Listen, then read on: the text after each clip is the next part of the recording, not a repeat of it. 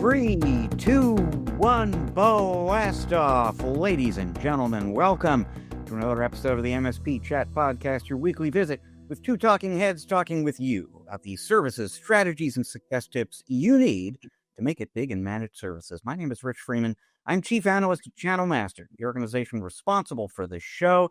I am joined on this festive occasion in multiple senses, as I am every week, by our CEO and Chief Strategist at Channel Master. His name is Erick Simpson. Erick, how's it going?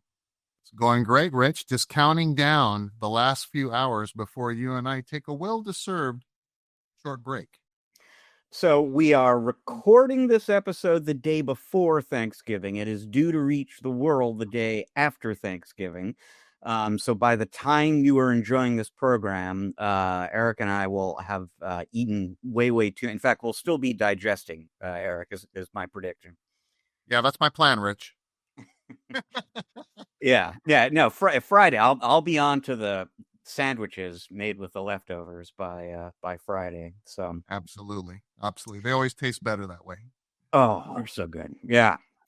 So this is technically episode 101 of MSP Chat. Not even technically, it is episode 101. As we told regular listeners and viewers last week during episode 100, we very much want to celebrate this milestone that, according to the statistics, only about 5% of podcasts ever reach. Only about 5% ever make it to 100 episodes. We have made it there. We are very pleased. We thank you, all of you, whether this is your first episode, your 5th, your 100th. Thank you for going on the journey with us. This every year around this time, the Thanksgiving week, because it's a short work week, we do sort of an abbreviated episode of the show. So we decided to do our episode 100 celebration during episode 101, which was going to be abbreviated anyway. And if you will indulge us, we are going to reminisce. We're going to get a little nostalgic. We're going to look back at those 100 episodes and just talk a little bit about some of the many interesting topics we've covered and issues we've talked about, many of which remain relevant in the world of managed services. So we're gonna trade fours, as they say. We're gonna go back and forth, Erick, on this. Should I go first? Should I kick off? Lead on, my friend. Let's see what you got. Okay. And you may accuse me of cheating here. This is a bit of a twofer, but most of the time, what we do on this show, as the regular audience knows, is we'll talk about something that's happening in the news. You'll provide a managed services success tip. We'll have an interview that's sort of a thought leadership conversation. Every now and again, though, over the course of our 100 episodes, we have actually kind of sort of made news ourselves and in the interview segment. And so what I wanted to kind of kick off with as a twofer is, right at the beginning of this year, January 2025, we had an interview with Fred Vacola of Kaseya. This came like 2 weeks after he and Kaseya had shocked the world by announcing that he had stepped down as CEO. He was going to be vice chairman. As far as I know, Erick, the very first public appearance that he made after that announcement was on this podcast. And I can tell you this, I mean, we do this podcast together. I write a blog called Channelholic. I wrote an article based on the conversation with Fred Vacola that got massive traffic because no one had heard him talk about, why he left and what comes next and so on. So that I thought was really significant and interesting, the kind of thing that we do for the audience. And then a few months later, we were able to get his successor, Rania Sukar, on the show. And over the course of that conversation, we got into all sorts of interesting things about MCP and APIs and stuff that kind of became public knowledge during DattoCon months later. But we got her talking about stuff that she hadn't really talked about at that depth beforehand. And so, if you need any more good reasons to be an MSP Chat regular, here are 2 great examples. You will now and again get stuff that is newsworthy and you just don't get anywhere else. Awesome twofer there, Rich. I'll give you that one. I'm going to take a little bit of an opposite position, and I'm going to talk about some MSPs and MSPs, former MSPs that have gone on to help other MSPs. My first one, it happened in episode 62, and we were joined by the well-respected, well-known Nigel Moore of the Tech Tribe, and we had quite a freewheeling, I would just say, Aussie impacted conversation. It was very fun. Nigel, can be a little bit irreverent, but his experience and his insights are just spot on. I had a lot of fun interviewing Nigel, and an old friend of ours, Rich. And it's always really, really interesting to speak to an MSP, kind of like myself, that has kind of crossed over into helping the MSP community and vendors, raise, the rising tide concept, right? Lifting all boats. So I just really appreciate Nigel for doing what he does for MSPs and vendors and helping us, steer and modify and improve the channel for everybody, as well as the end customers that we all serve. So that was really, really fun. If you want to catch that, it's episode 62. It's titled "Rough is Enough." Nigel is one of those rare examples of a person who is both extremely intelligent and informative and a whole lot of fun to be with. And so, yeah, I remember enjoying that conversation with him a lot. And the other thing I'll say, if I remember right, because he was doing it from his home office in Australia, I think it was like 8 a.m. for him, if not early. He kicked the day off for us to come on the show. So we appreciate that too. Yeah, and he might have either just come out of the surf, because I know he surfs every morning, or was getting ready to go in the surf before starting his day. So, yeah, that's Nigel's day. So, my second pick here, you picked an MSP. I'm going to do kind of the same thing. What was it? It was episode 27. So this is a long time ago, June of 2024. We had two figures from the MSP world on the show. Peter Melby, the CEO of New Charter, a big, very well-known MSP roll-up, and Craig Fulton, an advisor at Evergreen Services Group, which is also a roll-up. He, for many, many years, worked at ConnectWise. He was chief product officer for a while. Part of why I want to bring this up, it's sort of a fond memory for me. So I, one day, just got this brainstorm. It would be interesting to talk to a couple of these roll-ups and get some insights that might be useful for our audience. And I thought, well, who do I know? How about Craig and Peter? I sent invites out. Each of them individually wrote me back and said, you understand the other guy is a competitor of mine, right? Yep. And I thought, no, actually, I should have thought of that. I didn't. Neither one of them, wanted to back down or back out. They came on the show, not quite knowing what to expect. It was a really, really phenomenal conversation. And then you fast forward a little bit. So that's June 2024, March 2025.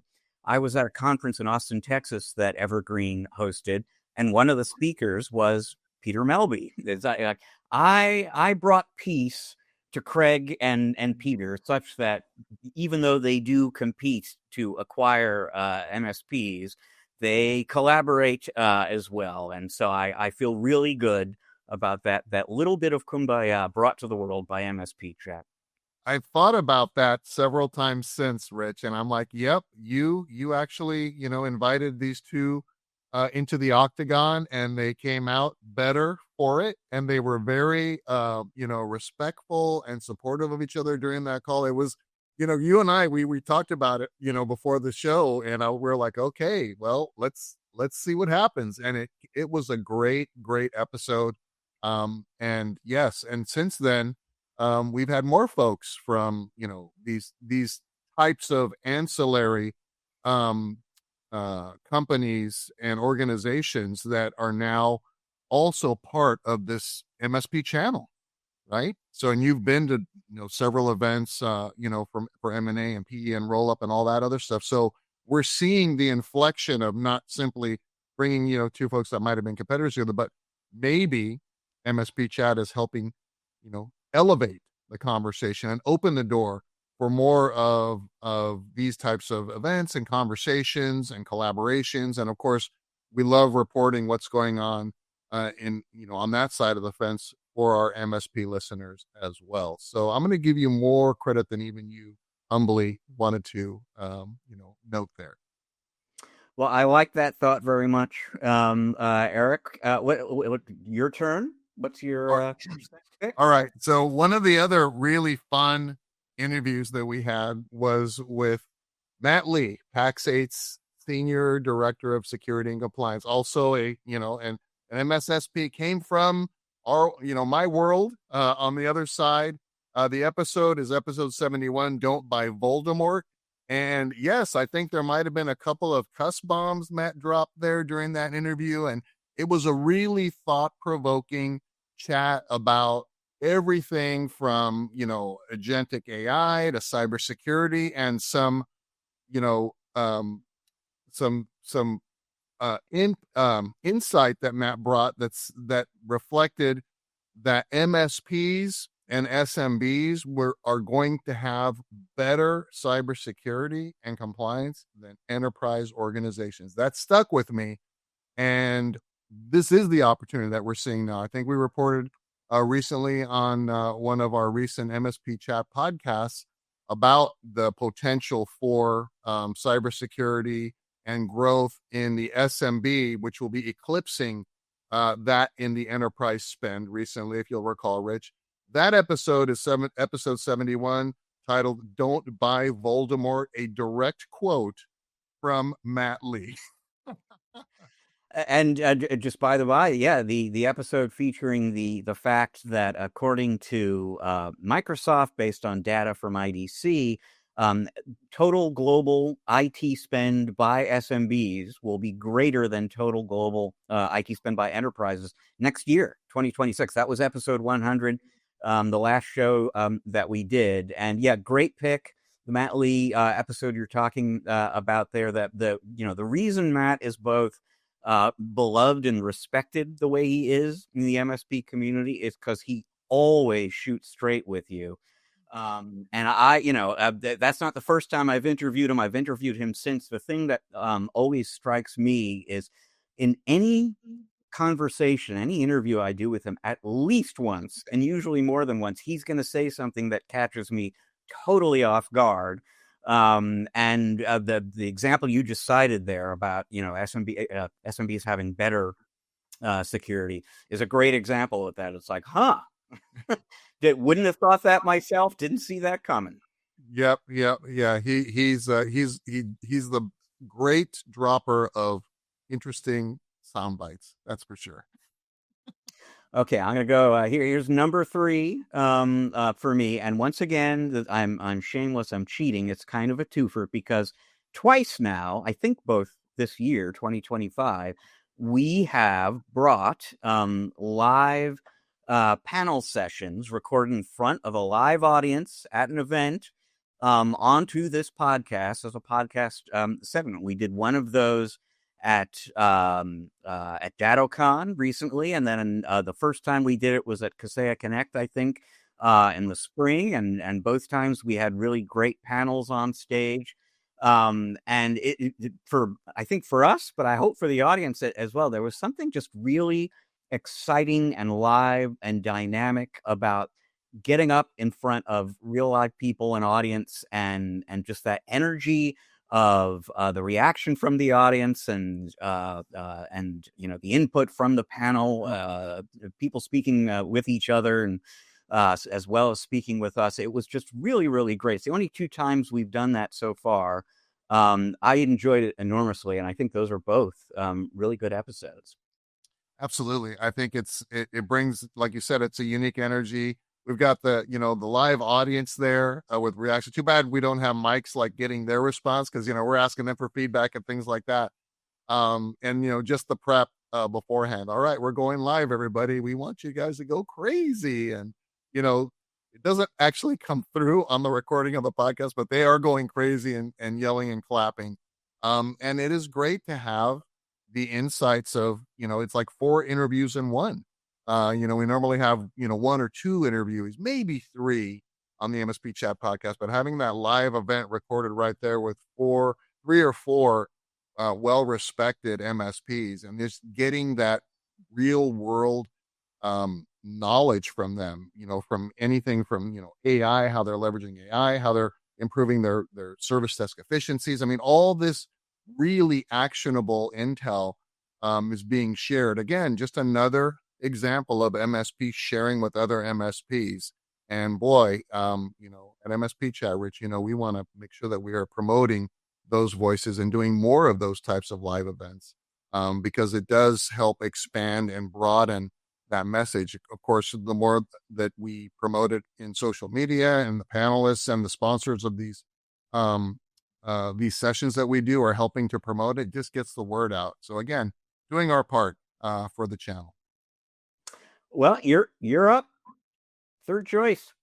All right. So my next choice is an episode we did, episode 77, and it's titled 75 Days of Uptime.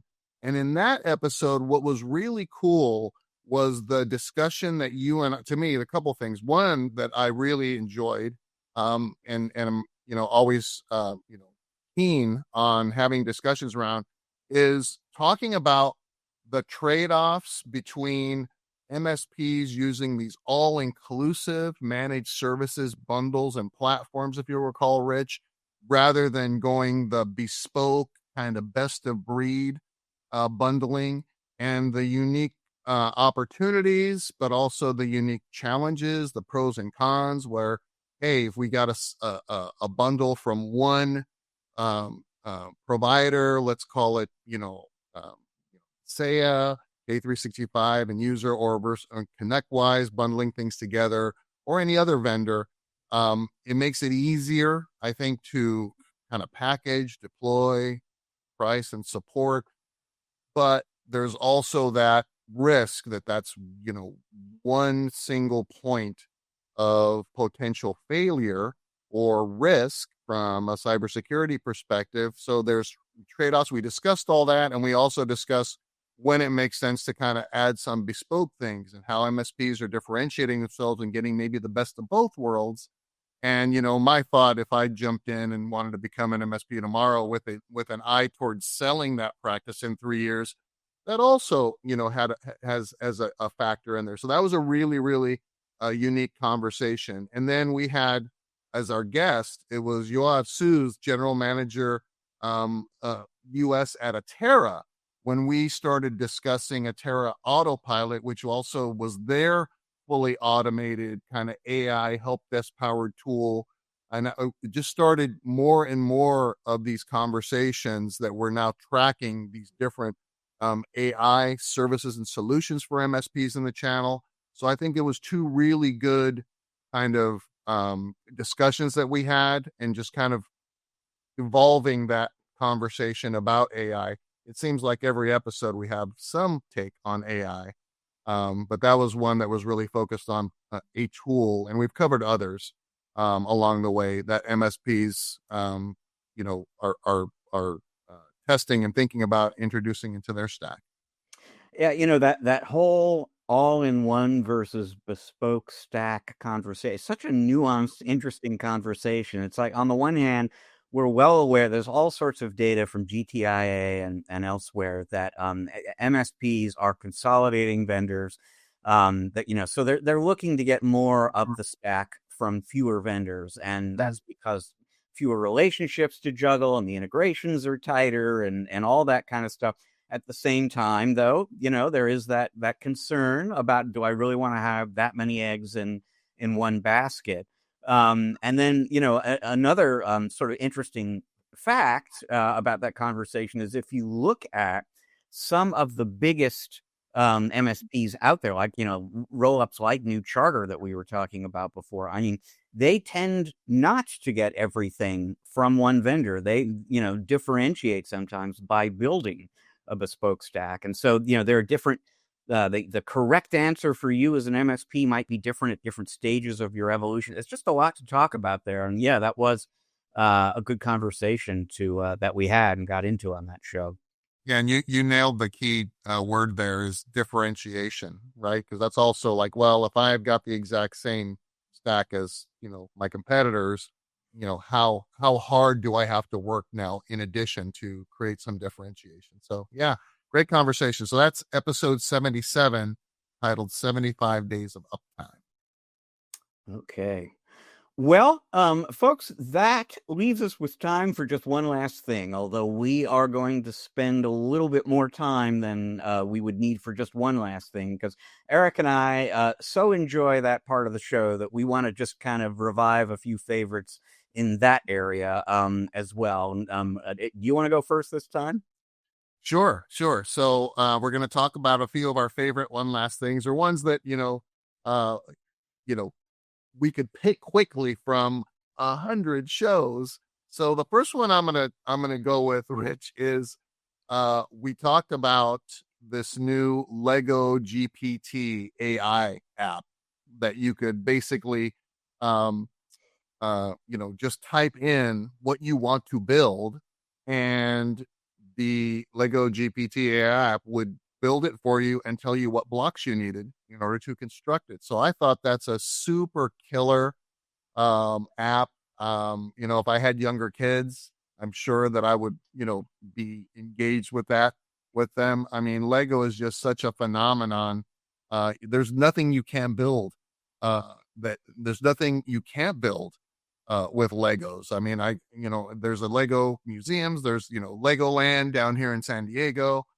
So I thought that was a really, really cool. One last thing we talked about Lego GPT. So I liked that as kind of one of the ones that stuck out in my mind. Reason enough for the hundreds of billions of dollars worth of capex being poured into AI data centers is that you can combine AI with Lego and come up with something that much fun. So yeah, that was Yeah, AI for fun, right? yeah, yeah. Well, How speaking about of you, Rich? Yeah, go ahead. so, way back in episode 20, and we were fairly early to the existence of this company and its product. It's a company called Suno, Suno, and it's basically an AI service that writes music for you. You give it a prompt, and it writes songs for you. And we had it on the show to write us a song about MSP Chat. That's I gave it the simplest possible prompt you can imagine, and came up with two different songs that were both really, really kind of interesting. Part of what made me think about this show, Eric, is just recently, last week or the week before, Suno closed a Series C funding round that values the company at $2.45 billion right now. I personally still haven't quite figured out what that services for other than fun of the kind that we had. I'm not sure why it's valued at $2.45 billion. I should dig into that a little bit, but we sure had fun with it. And the thing that I remember we were both impressed by is I gave it this simple little prompt in which I said, write us a song about a podcast called MSP Chat. And it didn't get confused by what MSP mean. It didn't think, oh, that he must be talking about the airport in Minneapolis or something like that. It right. actually gave us a managed services podcast song, which was kind of impressive. It was shocking and scary too at the same time. And that was episode, what was that? 20? 20. Episode 20. So if you guys want to listen, get a listen, episode 20. And we're gonna link um all the episodes that we're talking about in the show notes here. The one that I mentioned about Lego GPT, that was episode 76, titled Human to Human. And just another aside, Rich, I think I read somewhere on the internet, so it must be true, and maybe I'm remembering it incorrectly, but I think there's a country song written by AI that's now like topping the charts or something crazy. So I mean, I don't know how to feel about that myself. I'm like that, that shouldn't be competing for human generated you know art in my opinion. So I hope it's not, they're not trying to jockey for having Grammy nominations. I know that there's also that AI actor or actress that now has got an agent and are trying to shop for. I mean, we're just going too far with some of this stuff, Rich. But here's my next fun one. It's episode 66, and it's titled "It Takes a Community to Secure an End User." And the one last thing we talked about there was I forget, millions of dollars paid at auction for a Cheeto that was shaped like the Pokemon character Charizard, right? So I thought that was just one of these, weird moments in history where a, made up Pokemon character, the shape that came out of a Cheeto, somebody paid an enormous amount of money for at auction. Like, what is the world coming to?